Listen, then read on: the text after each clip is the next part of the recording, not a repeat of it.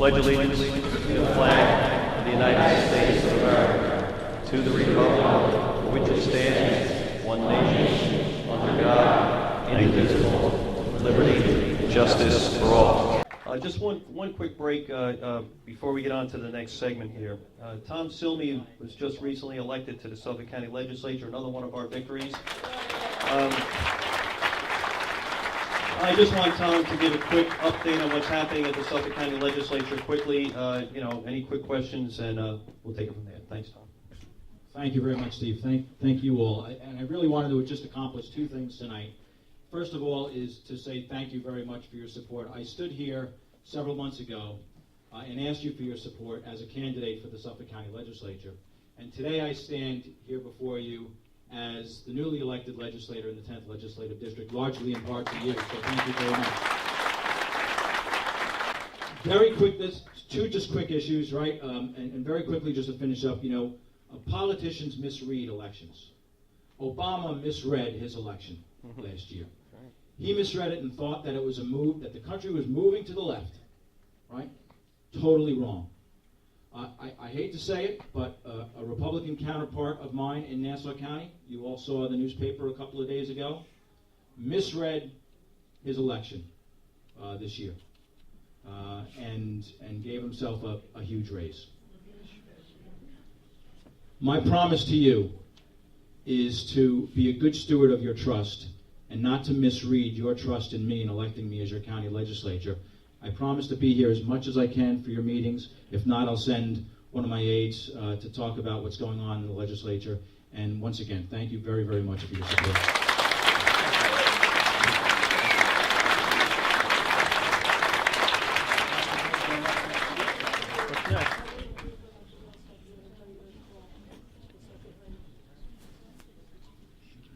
Thanks a lot, Tom. We appreciate it.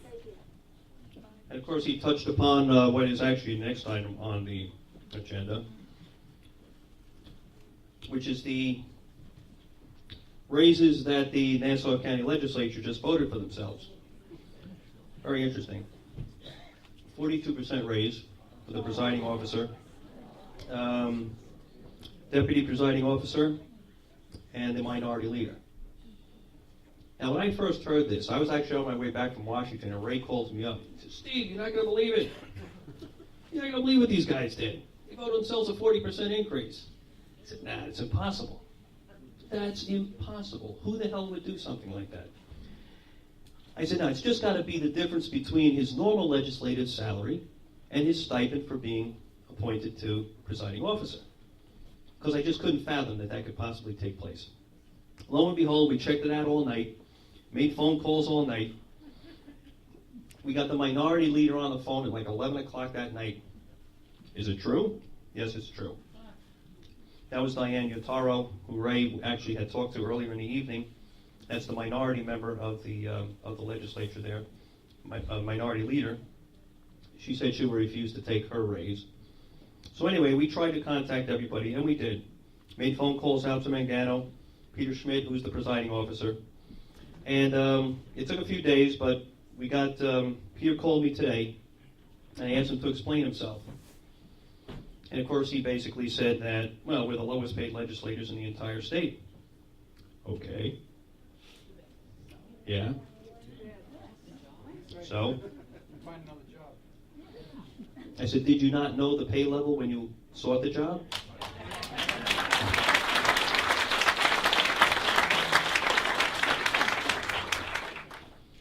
He said yes, but he explained that this was a resolution that had been sitting in the legislature for a number of years. It was first proposed about 4 or 5 years ago, that you can only bring this up every 2 years, and that the previous administration had attempted to pass it but failed. So he was trying to basically say that everybody wanted it on the legislature. But if everybody wanted it, the vote would not have been 11-9. So anyway, I did talk to him on the phone. It was quite a long conversation. And he explained that I asked him basically to put it in writing because, sometimes I'm forgetful. Dear Stephen Flanagan, Conservative Society for Action, sorry it took so long. It's been that kind of day, you would imagine.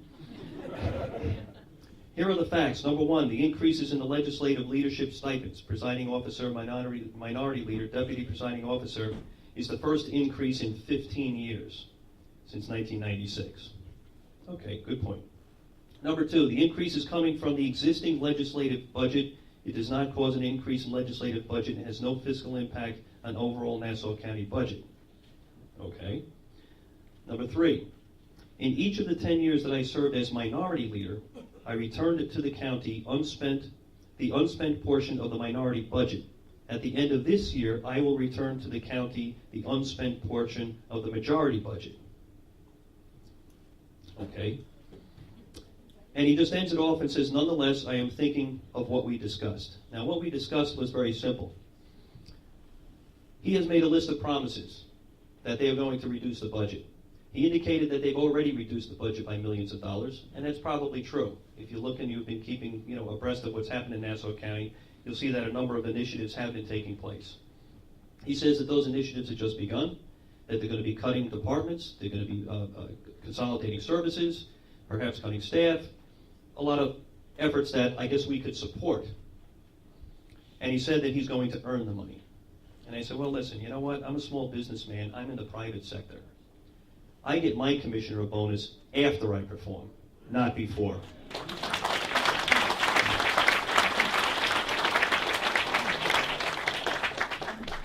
So basically, it was a long conversation, went back and forth. He had a couple of good points, a couple of other points that maybe were questionable. But basically, he left it at this. He said that he's going to consider what I said. And here was my point. He said, look, I knew this was going to be unpopular. I knew that this was something that I was going to get hammered on.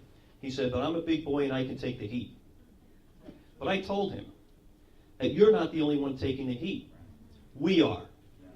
Because we put you there.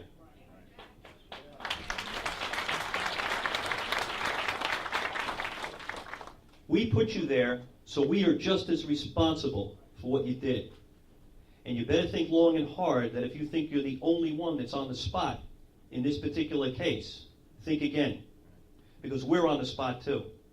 And we got you there, and we can take you out.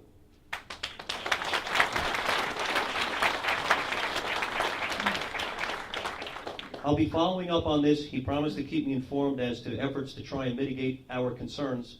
But we all know what our concerns are, and it'll be quite clear, I'm sure, within a matter of days or weeks, whether they do the right thing or not. He also promised that he will come to our meeting on February 8th. He couldn't make it tonight, but he said he'll be at our meeting in Plainview it is the 8th, right? February 8th. He said he'll be at that meeting, so if anybody has questions, that he'll be willing to answer them himself. I'm not sure I would have done that, but that's going to be a tough one. In either case, we'll be following up on that, and we will report back to everybody. Just keep in tune with the website and the newsletter, and we'll let you know how that proceeds.